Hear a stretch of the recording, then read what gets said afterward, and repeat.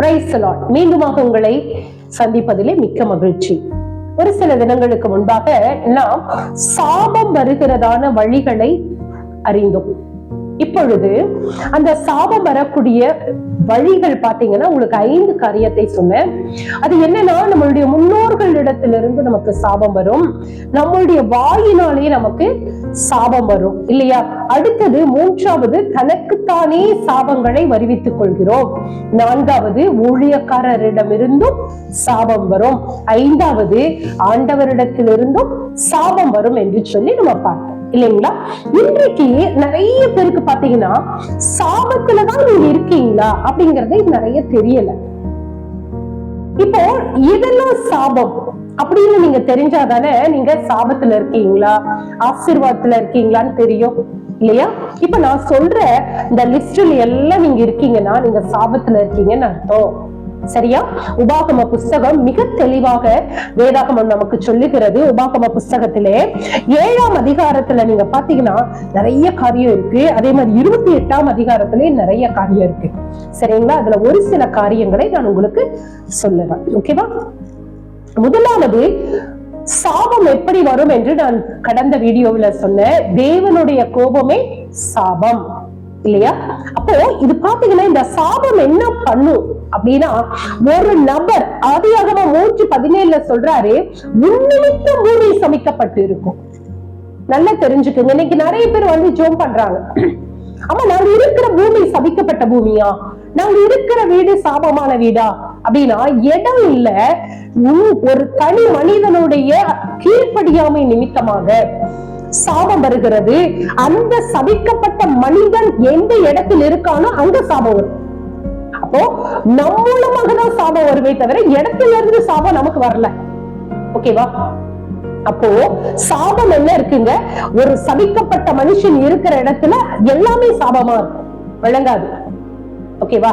அடுத்தது, இந்த சாபம் உபாகமம் 28:45 சொல்லுது, அந்த சாபம் உன்னை அழிக்க மட்டும் உன்னை தொடர்ந்து பிடிக்கும். இதை கேட்டுக்கொண்டு இருக்கிற தேவ பிள்ளை இதை கேட்கிறப்ப ரொம்ப மனசு கஷ்டமா தான் இருக்கும். நீ எதை செஞ்சாலும் எனக்கு வாய்க்காது, கடைசி டெட் எண்ட் வரைக்கும் நீ ஓடிட்டே தான் இருக்கணும்.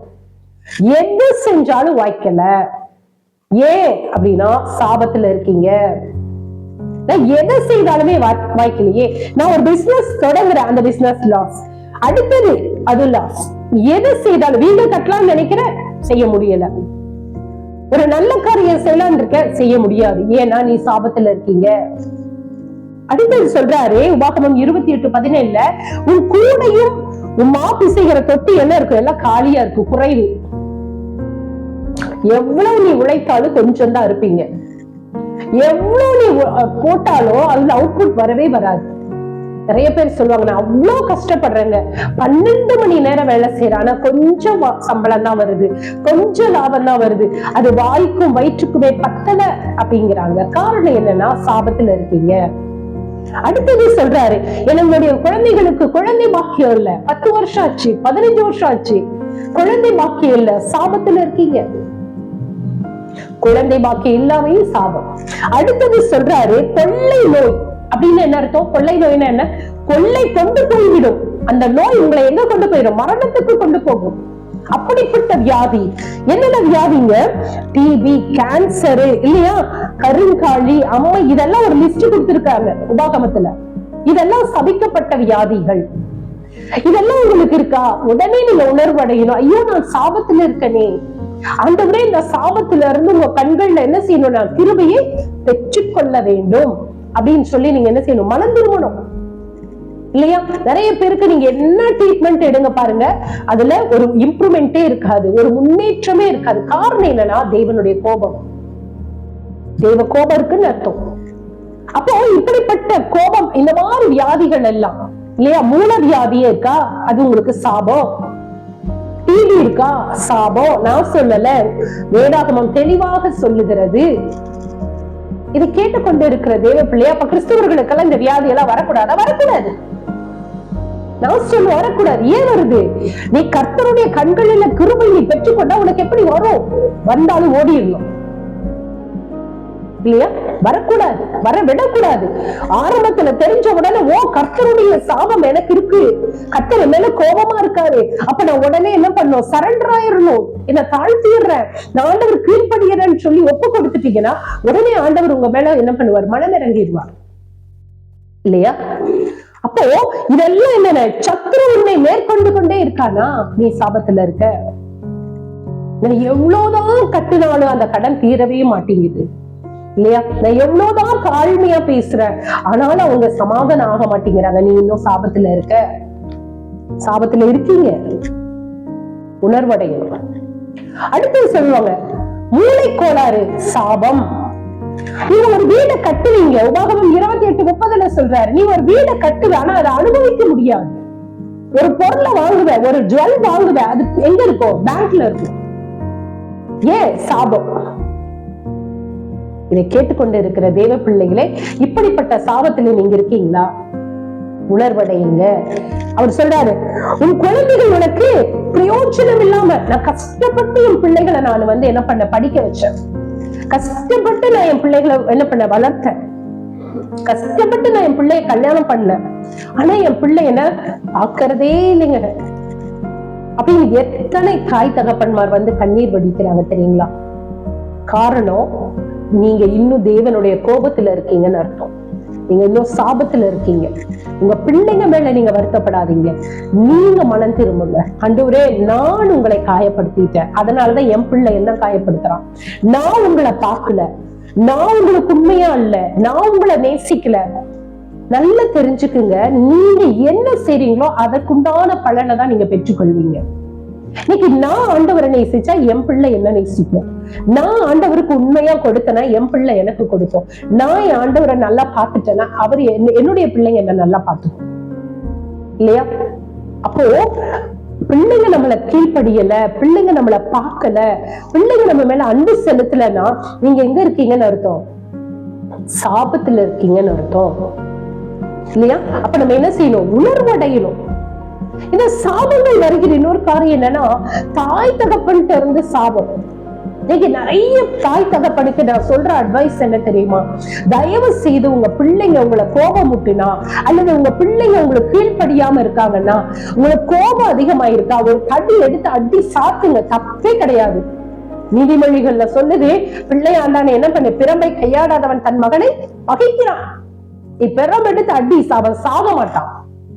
ஆனா நீங்க வார்த்தையினால, இன்னைக்கு நிறைய பேர் பாத்தீங்கன்னா பிள்ளைங்க வாழாம வந்திருப்பாங்க, டைவர்ஸோட வந்திருப்பாங்க, அவங்கள கூட்டிட்டு அவங்க தாயார் வந்திருப்பாங்க, அவங்களுக்கு அந்த மகள் மேல கை வச்சு ஜெபிக்கிறப்ப ஆண்டவர் சொல்வாரு, இந்த மகளுக்கு என்ன செய்த அந்த தாய் விட்ட சாபம் தலையில நிற்கிறது.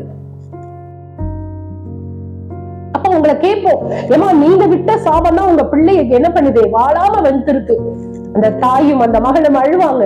மகள் சொல்வா, ஆமா ஆண்டி, வேலையே செய்யலங்கிறதுக்காக காலேஜ் போறப்ப எங்க அம்மா எப்ப பாரு இப்படிதான் சொல்லுவாங்க, நீ எல்லாம் எங்க போய் வாழ போற, வாழாம உட்கார போற, இப்படியேதான் சொல்லுவாங்க. அந்த வாயின் வார்த்தையே அப்படியே ஆகிருச்சு. இன்னைக்கு அதே தாய் கண்ணீர் விட்டுட்டு கூட்டிட்டு வராங்க. இதை பார்த்து கொண்டு இருக்கிற தேவ பிள்ளைகளை, நீங்களும் கூட கோபத்தின் மிகுதியினால உங்க பிள்ளைகளை சபிக்கிற ஒரு பழக்கம் இருக்கா? இன்றைக்கு இதை பார்த்ததுல இருந்து மாறிடுது. வேண்டாம். நம்ம குழந்தைங்க கஷ்டப்பட்டா யாருக்கு கண்ணீர் வரும்? நமக்கு தானே. அப்ப நம்ம என்ன செய்யணும்? அந்த குழந்தைங்களை சபிக்கிறத என்ன பண்ணுங்க, நிறுத்துங்க. கோபம் வருதா, நாலு அடி அடிங்க, தப்பே கிடையாது. ஆனா தயவு செய்து வாயினால என்ன பண்ணிடாதீங்க, சாபம் கொடுக்காதீங்க. நாங்கெல்லாம் கொடுக்கிற சாபம் கேட்குங்களா? கண்டிப்பா கேட்கும். பெற்றோர்களிடத்துல இருந்துதான் ஃபர்ஸ்ட் சாபம் வருது இல்லையா? யாக்கோபு வயதான காலத்திலே என்ன செய்கிறார்? தன்னுடைய பிள்ளைகளை என்ன செய்கிறாரு? அவர் பிளஸ் பண்றாரு, ஆசீர்வதிக்கிறார், எல்லா பிள்ளைகளும் வர சொல்றாரு. அப்படி வரும்பொழுது பாத்தீங்கன்னா, அவர் ஆதியாகமம் 49 பாத்தீங்கன்னா 3:4 பாத்தீங்கன்னா, அவருக்கு ஒவ்வொரு பிள்ளையா கூப்பிட்டு பிளஸ் பண்றாரு. முதல் மகனை கூப்பிடுறாரு. அவரை போய் ஆசீர்வதிக்கிறப்ப என்ன தெரியுமா சொன்னாரு? நீ தண்ணீரை போல கிளம்பினவனே, நீ என்ன வாழ்வடைய மாட்டாய், என்ன பண்ண மாட்டேன், வாழ்வடைய மாட்டேன், உருப்பட மாட்டேன்ட்டார். அதுக்கப்புறம் அந்த ரூபனுடைய கோத்திரத்தின் அட்டவணையிலேயே அவருடைய பேர் இல்லாம போயிடுச்சு. இதை கேட்டுக்கொண்டு இருக்கிற தெய்வ பிள்ளைகளை, நான் உங்களுக்கு ஒரு தாழ்மையா நான் கேட்டுக்கிறேன், உங்க குழந்தைங்களை சபிக்காதீங்க, சபிக்கவே சபிக்காதீங்க. அந்த குழந்தைங்க கஷ்டப்படும், அதை பார்த்து நீங்களும் உங்க வாழ்க்கையில நீங்க கஷ்டத்தை அனுபவிக்கணும். சரிங்களா? அப்போ சாபத்துல நீங்க இருக்கீங்களா? இதையெல்லாம் போக்குறதுக்கு ஒரே ஒரு வழி என்ன தெரியுமா? நாம் ஆண்டவருடைய கண்களிலே கிருபை பெற்றுக் கொள்ள வேண்டும்.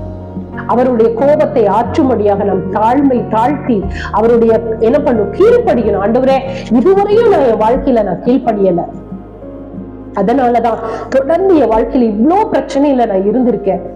ஆனா இன்னைக்கு நான் என்ன தாழ்த்தர சாமி, இனிமேலாவது நான் உங்களுடைய வார்த்தைக்கு என்ன பண்றேன், கீழ்படுகிறேன். என்னை ஆசீர்வதிங்க, என்னை சாபத்தில இருந்து மீட்டுக் கொள்ளுங்கன்னு கேட்டா, ஆண்டவர் ஒருவர் தான் உங்களை சாபத்தில இருந்து மீட்க ஒரே ஒரு வழி. அவர் தான் ரட்சகர். அவர் மட்டும்தான் நமக்கு என்ன பண்ண முடியும், அந்த சாபத்திலிருந்து நம்மை மீட்டெடுக்க முடியும். சரிங்களா? அப்போ சாபம் எதெல்லாம் சாபங்கிறத இன்னைக்கு தெளிவா நீங்க தெரிஞ்சிருப்பீங்க. சரிங்களா? இப்ப சாபத்தை போக்க நீங்க என்ன செய்யணும், உங்களை நீங்கள் தாழ்த்தி ஆண்டவர் சமூகத்தில் ஒப்பு கொடுத்து நான் கீழ்ப்படிவேன் நீங்க சரண்டர் பண்ணீங்கன்னா உங்க வாழ்க்கையில் இருக்கிற சாபங்கள் ஆசீர்வாதமாக மாறும். அப்படி மாறின அநேக வேதத்திலே நபர்கள் இருக்கிறார்கள். வரக்கூடிய நாட்களிலே சாபத்தை ஆசீர்வாதமான மாற்றின நபர்களை குறித்து நாம் தொடர்ந்து சாபத்தை குறித்து பார்க்கலாம். God bless you.